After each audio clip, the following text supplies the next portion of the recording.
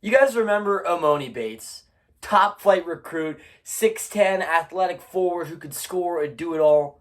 He went to play for Penny Hardaway at Memphis and was supposed to be a top 10 pick in the NBA draft. Do you guys remember him? Yeah, me neither.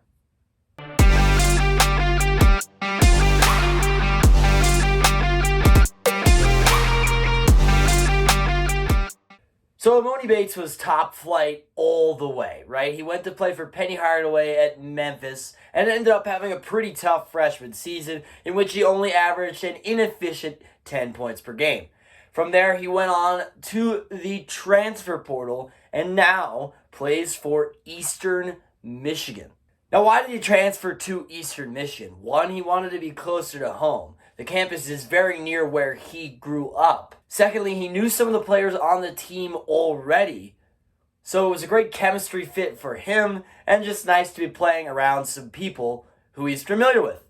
Thirdly, and maybe most importantly, Emoni is not exactly a high-profile prospect anymore because of his tough freshman season at Memphis, so that might be part of why he went to Eastern Michigan. However, here today, I am here to tell you that Emoni Bates is back, and he is going to be a top 20 pick in the NBA draft. So what has Emoni Bates done this year to really improve his stock and himself as a player? First of all, he's become a primary ball handler for this Eastern Michigan squad. He can hunt for his shot better than almost anybody at the college basketball level. However, the one flip side of his primary ball handling duties is he simply does not know how to create for his teammates very well. His assist rate and potential assist rate is one of the lowest on his own team. And he is one of the primary ball handlers and the leading scorer of this squad. Now that brings me to the next point about Emoni Bates, is he is an elite scorer. This year he has done what he was supposed to do last year at Memphis. He's been averaging close to 20 points a game thus far, shooting 44% from the field, 37% from three, and 72% from the free throw stripe.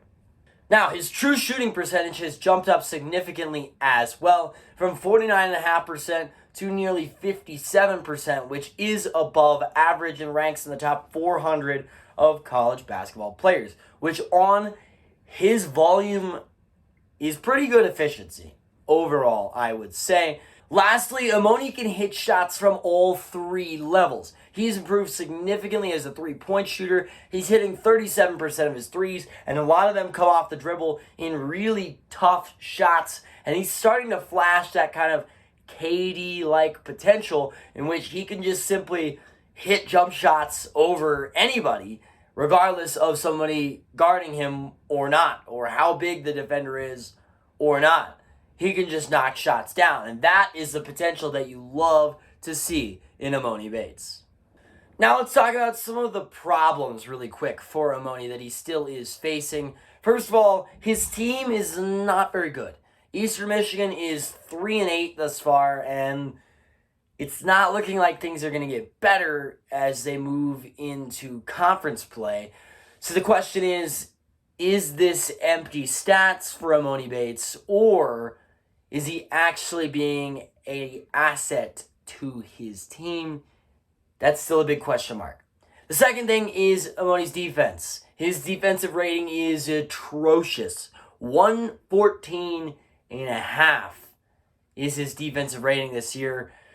Remember, 100 is the average, and you want to be below 100 is above average. So he's pretty far below average thus far. Part of that is his team. Part of that is he's just not engaged on that end. That's something that NBA scouts should definitely be concerned about. Third thing is his passing. We already mentioned this briefly. His assist rate and his potential assist rate are very, very low for him being a primary ball handler on his squad. Emoni gets a bad case of tunnel vision, really unlike any other player in college basketball.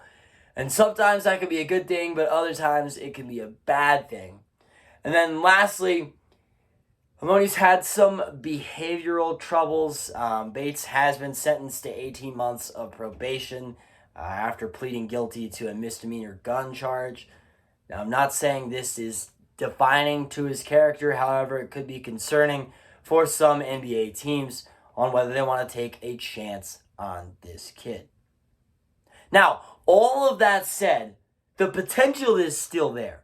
And this year is showing why Emoni Bates is back and should be a top 20 pick in the NBA draft purely because of his scoring potential and his KD-like shot making. I'm not comparing him to KD, but he shows flashes of that shot-making potential, and you love to see that. Emoni Bates could still be a star in the NBA. Just you watch, ladies and gentlemen. Emoni Bates is back, and he will be a top 20 pick in the NBA draft.